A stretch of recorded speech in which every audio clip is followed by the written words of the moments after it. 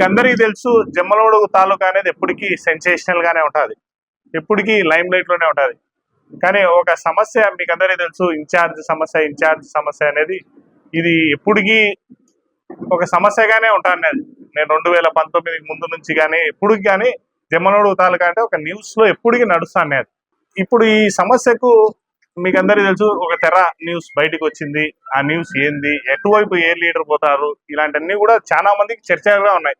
కానీ వాస్తవం కూడా నేను ఒక బాధ్యతగా వైఎస్ఆర్ పార్టీలో కార్యకర్తగా మొదలయ్యి వైఎస్ఆర్ పార్టీలో కొనసాగుతాయి పోతూ ఒక స్థానికంగా ఒక శాసనసభ్యునిగా పనిచేసి తర్వాత ఇప్పుడు కూడా ఒక గట్టి హామీతో మళ్ళీ జగన్మోహన్ రెడ్డి గారు మీకు అందరికీ తెలుసు, నాకు గట్టి హామీ ఇచ్చినారు కూడా మీకు అందరికీ తెలుసు. నేను ఆ రోజు 2016లో వైఎస్ఆర్ పార్టీయే లేదు జమ్మలమడుగు తాలూకాలో భూస్థాపితం అయిపోయిన రోజు నా సొంత కుటుంబం, మీకు అందరికీ తెలుసు, మా కుటుంబం రాష్ట్రంలోనే పేరుగాంచినది.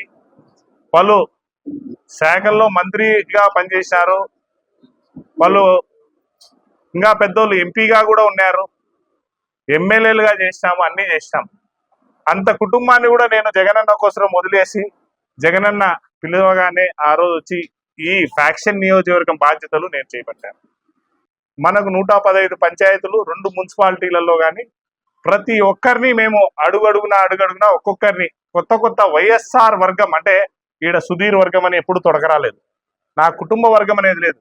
మనం తొడకొచ్చిందల్లా ఒక వైఎస్ఆర్ జెండా వర్గం ఉండాలని నేను, నాతో పాటే అవినాష్ రెడ్డి, ఆ రోజు మీకు అందరికీ తెలుసు, ఇదే చూసినారు మీరు అందరూ కూడా, ఇక్కడున్నే ప్రెస్ వాళ్ళు కానీ అందరూ చూసినారు. ప్రతి గ్రామానికి పోయి చెట్టు మొక్క నాటినట్టు ఒక్కొక్కటి విత్తనం నాటినాం.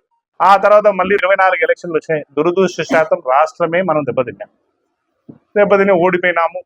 ఓడిపోయినాక పరాక్రమాలు పలుకుతున్నారు కొంతమంది, మేము గెలిచినాము. ఇది రాష్ట్రంలో మనం ఇచ్చిన హామీలు నెరవేర్చినాము.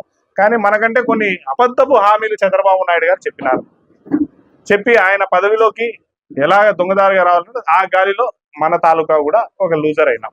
మనం ఓటమి అంగీకరించాము, కొన్ని రోజులు మౌనంగా ఉన్నప్పుడు పారిపోయినారన్నారు, అన్నీ అన్నారు. యుద్ధం అయితే వైఎస్ఆర్ పార్టీ తరఫున నేను కానీ నా కార్యకర్తలు కానీ యుద్ధం కరెక్ట్గా చేసినాం. ఎప్పుడు కూడా ఇంత యుద్ధం ఎవరూ చేయలేదు. యుద్ధం చేయడంలో అన్ని రకాల శక్తులు, అన్ని రకాల ఆయుధాలు మేము ఉపయోగించినాం.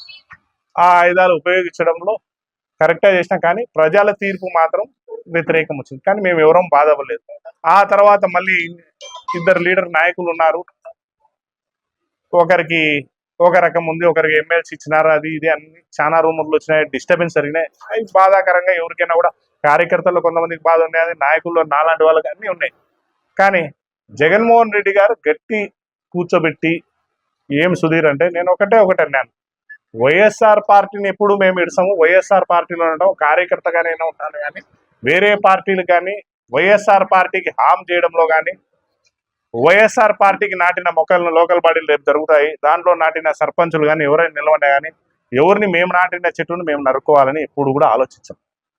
ఈ పొద్దు ప్రతి ఒక్కరికి తెర మీదకి రావాలంటే నిన్న అందరికీ తెలుసు, నిన్న జరిగిన పరిణామాలను వైఎస్ఆర్ పార్టీ తరఫున నాకు సెంట్రల్ ఎగ్జిక్యూటివ్ మెంబర్ ఇవ్వడము, తర్వాత ఇంకొక గట్టి హామీ ఇవ్వడం, ఇవన్నీ జరిగినాయి. హామీల కంటే ముందు మేమందరం వైఎస్ఆర్ కుటుంబం, వైఎస్ఆర్ పార్టీని గెలిపించేదానికి నేను టికెట్ ఎవరికి టికెట్ ఇచ్చినా కూడా జమ్మలమడుగు తాలూకాలో వైఎస్ఆర్ జెండా ఎగిరేస్తాను.